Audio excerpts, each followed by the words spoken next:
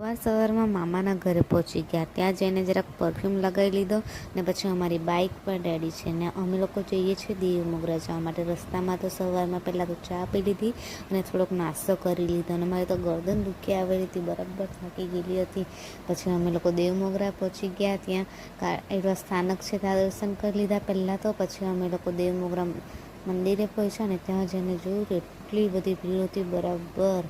પછી અમને લોકોને પ્રોપર 1 કલાકનો ઉપર થઈ ગયેલો હતો મંદિરમાં જવા માટે.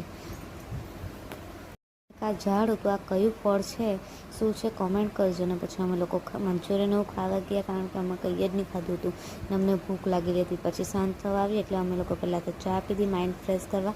પછી અમે લોકો ઘરે જવા માટે નીકળી ગયા. ઘરે જઈને પછી વિચાર કર્યો કે બહાર ખાવા જઈએ એટલે અમે બધા બહાર ખાવા માટે આવ્યા. તો ખાઈને પછી અમે લોકો લોંગ ડ્રાઈવ માટે ગયા. તો ચાલો આજ માટે આટલું જ, કાલે મળીએ.